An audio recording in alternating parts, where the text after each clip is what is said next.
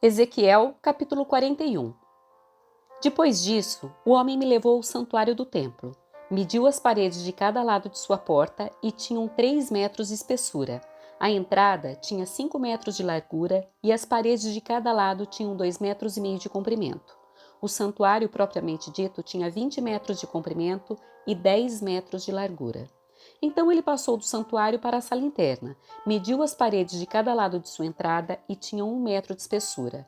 A entrada tinha 3 metros de largura e as paredes de cada lado da entrada tinham 3,5 metros de comprimento.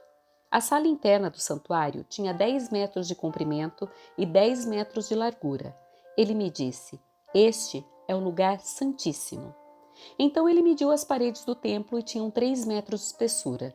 Junto à parte externa da parede havia uma fileira de salas. Cada sala tinha 2 metros de largura.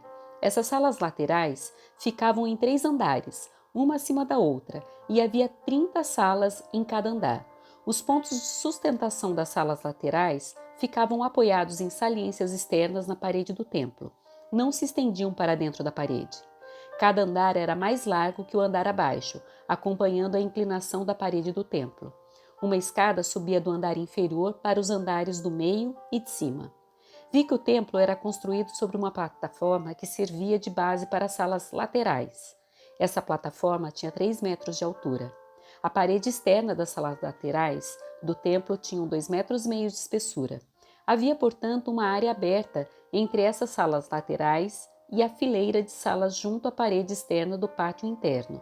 Essa área aberta tinha 10 metros de largura e se estendia ao redor de todo o templo. 2 portas nas salas laterais davam para a área aberta da plataforma, que tinha 2,5 metros de largura. Uma porta ficava voltada para o norte e a outra para o sul. Havia um edifício grande a oeste, voltado para o pátio do templo. Tinha 35 metros de largura e 45 metros de comprimento, e suas paredes tinham 2,5 metros de espessura. Então o homem mediu o templo e tinha 50 metros de comprimento. O pátio ao redor do edifício, incluindo suas paredes, tinha mais 50 metros de comprimento. O pátio interno do lado leste do templo tinha 50 metros de largura. O edifício a oeste, incluindo suas 2 paredes, também tinham 50 metros de largura. O santuário, a sala interna e o pórtico do templo eram todos revestidos de madeira, assim como as armações das janelas embutidas. As paredes internas eram revestidas de madeira acima e abaixo das janelas. O espaço acima da porta que dava para a sala interna e suas paredes internas e externas também eram revestidos de madeira. Todas as paredes eram enfeitadas com entalhes de querubins, cada um com 2 rostos, alternados com entalhes de palmeiras. Um dos rostos do querubim, o rosto de homem, ficava voltado para a palmeira de um lado. O outro rosto, o de leão forte, ficava voltado para a palmeira do outro lado.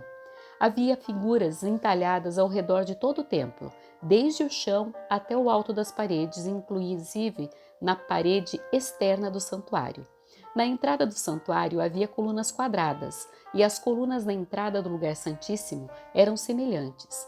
Havia um altar de madeira com 1,5 metro de altura e 1 metro de cada lado. Seus cantos, sua base e seus lados eram de madeira. O homem me disse: "Esta é a mesa que fica na presença do Senhor." Tanto o santuário como o lugar santíssimo tinham portas duplas, cada uma com 2 folhas que se abriam para os 2 lados.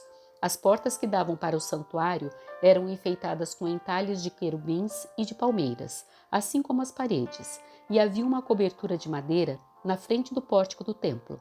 Dos 2 lados do pórtico havia janelas embutidas, enfeitadas com entalhes de palmeiras. As salas laterais, junto à parede externa, também tinham coberturas.